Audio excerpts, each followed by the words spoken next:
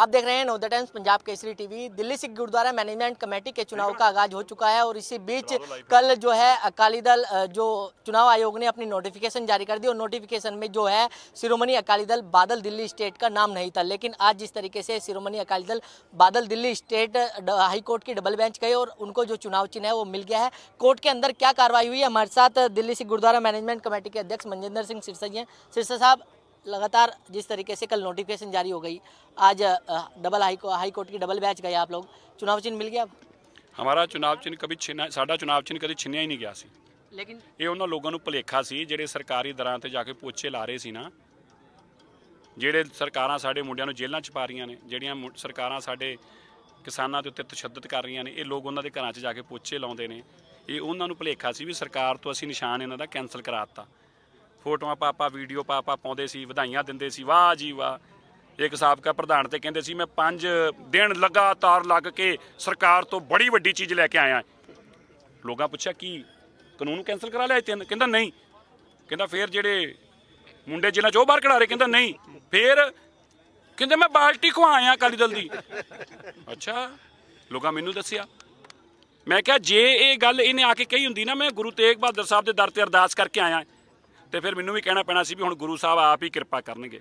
ਮੈਂ ਫਿਰ ਜ਼ੋਰ ਨਾਲ ਕਿਹਾ, ਮੈਂ ਕਿਹਾ ਬਾਈ ਸੁਣ ਲਾ, ਐਲਾਨ ਕਰਤਾ ਗੁਰੂ ਤੇਗ ਬਹਾਦਰ ਸਾਹਿਬ ਜੀ ਦਰ ਤੇ ਸੀਸ ਗੰਜ ਸਾਹਿਬ, ਗੁਰੂ ਸਾਹਿਬ ਆਪ ਜੀ ਦੀ ਹਾਜ਼ਰੀ ਚ ਐਲਾਨ ਕਰਨ ਲੱਗੇ ਆ। ਇਹ ਸਰਕਾਰੀ ਪੋਚੇ ਲਾਉਣ ਵਾਲੇ ਪੋਚੇ ਲਾਉਂਦੇ ਰਹਿ ਜਾਣਗੇ। ਗੁਰੂ ਸਾਹਿਬ ਆਪ ਜੀ ਦੇ ਦਰ ਤੇ ਐਲਾਨ ਕਰਕੇ ਚੱਲੇ, ਇਕੱਲੇ ਰਹਿ ਜਾਣਗੇ ਪਰ ਮੀਰੀ ਪੀਰੀ ਦੇ ਸਿਧਾਂਤ ਨੂੰ ਨਹੀਂ ਮਰਨ ਦਿਆਂਗੇ। ਔਰ ਇਹ ਕਹਿ ਕੇ ਚੱਲਿਆ ਗੁਰੂ ਸਾਹਿਬ ਇਲੈਕਸ਼ਨ ਲੜਾਂਗੇ ਤੇ ਬਾਲਟੀ ਤੇ ਲੜਾਂਗੇ, ਬਾਲਟੀ ਤੇ ਲੜਾਂਗੇ, ਜਨਤਕ ਤੌਰ ਤੇ ਅਨਾਉਂਸ ਕਰਕੇ ਮਰ ਜਾਵਾਂਗੇ, ਸੀਸ ਨਹੀਂ ਝੁਕਾਵਾਂਗੇ। ਕੀ ਹੋਇਆ? ਕੀ ਹੋਇਆ? ਅੱਜ ਸਰਕਾਰੀ ਦਰਾਂ ਵਾਲੇ ਹੁਣ ਸਰਕਾਰੀ ਦਰ ਪਹੁੰਚ ਗਏ ਨਾ, ਨਾਲ ਸਿੱਖ ਵਕੀਲ ਨੂੰ ਲੈ ਕੇ। ਹੁਣੇ ਮੈਨੂੰ ਪਤਾ ਲੱਗਾ ਉਹ ਜਾ ਕੇ ਹੈੱਡਕੁਆਟਰ 'ਚ ਬੈਠੇ ਨੇ, ਕਹਿ ਰਹੇ ਕੁਛ ਕਰੋ ਹੁਣ। ਤੇ ਅਸੀਂ ਆ ਦੇਖ ਸੱਚੇ ਸਿੱਖ ਆਪਣੇ ਮਾਲਕ ਦੇ ਦਰ ਤੇ ਆ ਪਹੁੰਚੇ। ਕੀ ਕਹਿਣ? ਸੱਚੇ ਪਾਤਸ਼ਾਹ ਸਰਕਾਰੀ ਦਰ ਫੇਰ ਆ ਰਿਹਾ ਏ ਤੇ ਮੇਰੇ ਮਾਲਕ ਤੁਹਾਡਾ ਸੱਚਾ ਦਰ ਫੇਰ ਜਿੱਤਿਆ। ਸਾਡਾ ਵਿਸ਼ਵਾਸ ਦੇਖੋ ਕਮਲ ਜੀ। मैं आप जी जग बाणी तो सुनने वाली संगत नूं कहना चाहुंदा, संगत जी गुरु दा विश्वास ना डोलियो जे कदी। जे अरदास कर ली है ना फिर ये ना को अगे समुंदर आ ना, मैं अखा बंद करके कहो भी गुरु साहब करती अरदास, समुंदर नहीं हैगा। हुण तुहानूं लोग रौला पा के कहण तूं डुੱਬ ਚੱਲਿਆ है, तुसीं कहो ना। तुहानूं लोग रौला पा के कहण भी अग दा अगे चिंगारियां ने तू सड़ जाएगा, कहो ना। मैं अरदास करके गुरु चरनां 'ਚ ਚੱਲਿਆ, हो ही नहीं सकदा। ਅਸੀਂ ਇੱਕੋ ਗੱਲ ਕਹੀ ਸੀ, ਇਹ ਜਨਤਕ ਆ, ਪਰ ਤੱਕ ਨੂੰ ਪ੍ਰਮਾਣ ਦੀ ਲੋੜ ਨਹੀਂ। ਸਾਰੀਆਂ ਵੀਡੀਓ ਜਨਤਕ ਪਈਆਂ ਨੇ। ਅੱਜ ਜਦੋਂ ਚਿੱਠੀ ਨਿਕਲ ਗਈ ਤੇ ਲੋਕ ਮੈਨੂੰ ਪੁੱਛ ਰਹੇ ਸੀ, ਮੈਂ ਕਹਿੰਦਾ ਇਹ ਚਿੱਠੀਆਂ ਨਕਲੀ ਨੇ, ਗੁਰੂ ਦੇ ਘਰ ਦੀ ਗੱਲ ਸੱਚੀ ਆ। ਇਹ ਸਾਰੀਆਂ ਚਿੱਠੀਆਂ ਅੱਗ ਵਰਗੂ ਨਕਲੀ ਨਿਕਲਣਗੀਆਂ, ਇਹ ਭਸਮ ਹੋ ਜਾਣਗੀਆਂ। ਪਰ ਸਰਕਾਰੀ ਤੰਤਰ 'ਚ ਵਿਸ਼ਵਾਸ ਰੱਖਣ ਵਾਲੇ ਲੋਕ ਉਹ ਵੀ ਭਸਮ ਹੋ ਜਾਣਗੇ। ਅੱਜ ਦੇਖੋ ਕਮਲ ਜੀ ਹੋਇਆ ਕੀ ਆ ਗੁਰੂ ਦੇ ਘਰ ਆ ਕੇ ਕੌਣ ਖੜਾ ਹੈ? ਗੁਰੂ ਦੇ ਸੱਚੇ ਸਿੱਖ। ਤੇ ਜਿਹੜੇ ਨਕਲੀ ਸਿੱਖ ਬਣ ਕੇ ਵਕੀਲ ਬਣ ਕੇ ਮੀਰੀ ਪੀਰੀ ਦੇ ਸਿਧਾਂਤ ਨੂੰ ਚੋਟ ਲਾਉਣ ਆਏ ਸੀ, ਉਹ ਕਿੱਥੇ ਚਲੇ ਗਏ? ਉਹ ਫੇਰ ਸਰਕਾਰੀ ਤਖਤਾਂ ਤੇ। ਬਸ ਇਹੀ ਅੰਤਰ ਹੈ। ਜੇਕਰ ਉਹਨਾਂ ਨੇ ਸੱਚੇ ਗੁਰੂ ਨਾਲ ਖੜੇ ਹੁੰਦੇ, ਅੱਜ ਉਹਨਾਂ ਸਾਡੇ ਨਾਲ ਆ ਕੇ ਇੱਥੇ ਅਰਦਾਸ 'ਚ ਖੜੇ ਹੋਣਾ ਸੀ, ਗੁਰੂ ਦੀ ਜੈ ਜੈਕਾਰ ਕਰਾਉਣੀ ਸੀ आके। अच्छा, मैं एक सवाल पूछ रहा हूँ कि जिस तरीके से चाहे जो मंत्री हैं गुरुद्वारा चुनाव के, उन्होंने इस हिसाब कहा है कि धार्मिक चुनाव है जो हैं ये धार्मिक चुनाव है, ना कि ये राजनीतिक चुनाव है। इसमें राजनीतिक पार्टियों का एंटर नहीं होना चाहिए, धार्मिक पार्टियाँ ही इसको चुनाव लड़ें। कोर्ट ने भी कहा कि 14 जो लो है उसके हिसाब से चुनाव हो।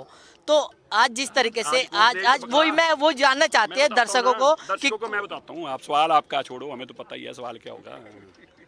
दर्शकों मैं दस दिना है, कोर्ट ने अज ये गल कही कि ਜਿਹੜਾ ਜਦੋਂ ਅਸੀਂ ਦੱਸਿਆ ਜੀ ਆਮ ਅਕਾਲੀ ਦਲ ਕੌਣ ਆ, ਇਹ ਪਾਰਟੀ ਆ ਉਹਨਾਂ ਦੀ ਜਿਨ੍ਹਾਂ ਦਾ ਰਾਜ ਹੈ। ਅੱਜ ਇਹ ਸਾਜ਼ਿਸ਼ਾਰ ਨੇ ਲੋਕ। ਤੇ ਕੋਰਟ ਨੇ ਕੀ ਕਿਹਾ? ਕੋਰਟ ਨੇ ਕਿਹਾ ਪਬਲਿਕ ਸਪੋਰਟ ਇਹਨਾਂ ਦੇ ਨਾਲ। ਅਸੀਂ ਨਹੀਂ ਕਿਹਾ, ਜੱਜ ਸਾਹਿਬ ਨੇ ਕੋਰਟ 'ਚ ਕਹੀ ਹੈ ਗੱਲ। ਤੁਸੀਂ ਸੋਚ ਸਕਦੇ ਜੇ ਜੱਜ ਸਾਹਿਬ ਕੋਰਟ 'ਚ ਕਹਿ ਰਹੇ ਨੇ ਪਬਲਿਕ ਸਪੋਰਟ ਤੇ ਇਹਨਾਂ ਦੇ ਨਾਲ। ਜੱਜ ਸਾਹਿਬ ਨੂੰ ਪਤਾ ਕਿ ਕੌਣ ਜਿੱਤ ਰਿਹਾ, ਤੇ ਤੁਸੀਂ ਇਹਨਾਂ ਸਿੰਬਲ ਖੋ ਰਹੇ ਜੇ।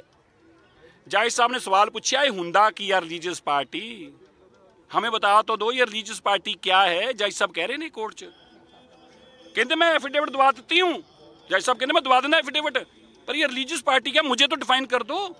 और ये भी कहने को मजबूर हो गए जज साहब कि मेरा एक धर्म हो सकता है पर मैं सैकुलर हाँ, सारे धर्मां 'ਚ विश्वास करदा। सिख का धर्म आ, लेकिन उन्होंने इन्ना छोटा ना करो, इन्हें बनो ना। ये कितने एक्ट च लिखिया है? अज की होया, सरकारी जो मंत्री तुसीं गल कर रहे जी, मैं ये तो कहना ये सरकारी तख्त है ना। मंत्री की आ सरकार दा तख्त, ते आ की आ गुरु दा तख्त। तो फिर की होया, हो गई मंत्री दे तख्त दी हार ना। तो मैं की कहा सी, मंत्री तख्त दी हार होगी, गुरु साहब दे तख्त दी हार ना होई आ ना हो सकूगी। बस सच्चा सिख दा निश्चय कई बार टुट जाता डर नूं वेख के, कई बार डर जाता, हिल जाता, उहदा भावना कई बार खिल जाती है ना। गुरु दे तख्त ना कदी हार होई या ना होनी है। अच्छा, डेफिनेशन को लेकर क्या तर्क वितर्क जो है कोर्ट के अंदर हुए हैं? दस दिता मीरी पीरी का सिद्धांत, सरकार कह रही है मीरी पीरी का सिद्धांत असीं मनना नहीं, इन्होंने कोई भी मनना बंद करन। असीं कहने असीं ते मीरी पीरी के सिद्धांत ते ही पैरा देंगे, कल्ले रह जावांगे, पर गुरु हरगोबिंद पातशाह जी के उस मीरी पीरी के सिद्धांत नूं नहीं खत्म होण देंगे। सरकार कहती है ईन मनो, सरकार कहती है जे तुसीं प्रधान बनना है, इलैक्शनां लड़नियां तो ईन मनो। की ईन मनो? मीरी पीरी का सिद्धांत छड्ड के आओ, बनांगे ही नहीं, लड़ांगे ही नहीं, पर मेरे गुरु का सिद्धांत नहीं छड्डांगे। तैयार हो फिर अब चुनाव लड़ने के लिए? तैयारी पूरी? नहीं, असीं कोई चुनाव नहीं लड़ रहे, असीं ते गुरु की सेवा कर रहे, गुरु की सेवा कर रहे, तां ही गुरु ने अपने सेवकों के अच फिर अपने गुरु के लंगर की बाल्टी फड़ाती। यार साडी की हैसियत सी वरना, साडी की औकात है? एक पासे एडे हाथी वड्डियां सरकारां, दूजे पासे चीटी तो भी छोटे असीं, हाथियां वर्गियां सरकारां, जंगली हाथी जिहड़ियां सरकारां, और वो सरकारां जिहड़ियां नशे दे चूर मद च चूर होईयां पईयां ने। शराब पी के बंदा उन्नी मद च चूर नहीं हुंदा जिन्नियां सरकारां नशे दे मद च हाथी चूर होए पए सी। फिर की होया, जित किहदी होई? चीटी दी। कहंदियां इहो जी असीं हज़ारां चींटियां मल सकदे हां, मसल देंगे, चीटियां लभणगियां नहीं। ये चीटी ने गुरु तेग बहादुर साहब के दर का ओट आसरा लिया, इनू नहीं मसलिया जा सकता। कल्ली चीटी जाके मद हाथियां दी सुण च वड़ गई, हाथियां दी चीकां कढ़ातियां। आ देख लो गुरु साहब का शब्द भी की चल रहा है। तो उम्मीदवारों का ऐलान कब तक कर रहे हो आप? हमने क्या ऐलान करना, साढ़े तो ऐलान साढ़े उम्मीदवार पहला ही ने, यही तो स्यापा है। साढ़े तो जितने मैंबर पहले ही बैठे ने सारे, वो लभ के लिया सी बटेरे, दो बटेरे लिया, दो भज जाते, फिर दो फड़ के लिया, फिर दो भज जाते। यही तो स्यापा सी उन्होंने। वो कहते जितने मैंबर तो बेटे मैं की दिया, दसो मैं की ऐलान करा, ये मैंबर है मेरा की ऐलान करा, आ मैंबर है मैं की ऐलान करा, दसो तुसीं मैनूं, ये मेरे जितने मैंबर ने मैं की ऐलान करा, आ जितने मैंबर ने मैं की ऐलान करा, इन्हां दा ओ जितने मैंबर खड़े मैं की ऐलान करा ना कि जे इधर आ जाओ, आ जितने मैंबर मौजूदा जो मैंबर है उनको टिकट पक्का है। जितने मैंबर साडे सी ते ऐलान की करिए असीं? ये गुरु तेग बहादुर साहब के सेवादार यही रहणगे, गुरु ने अपने सेवादार नहीं। एक गल होर सुन लो, अज ऐलान हो गया इलैक्शन रिजल्ट, दो ही पार्टियां इलैक्शन लड़ रही ने ना। एक कह रही है जिहड़ी कह रही मैं गुरु ते विश्वास आ, ते दूजे कह रहे असीं सारे सरकार दे तक इकट्ठे हो गए साडा विश्वास आ। अज गुरु ने किहदी जित कराई आ? अपने उन्हां सेवादारां दी जिन्हें हत्थ लंगर की बाल्टी फड़ाई सी, ते जिहड़े सरकार दे झाड़ू ला रहे सी जाके उत्थे पोचे मार रहे सी, की होया उन्हां दा? खत्म। जिहड़े सरकार दी कारां चला रहे सी, जिहड़े सरकार दी बाल्टियां, जिहड़े सरकार दे कानून पढ़ के आ रहे सी।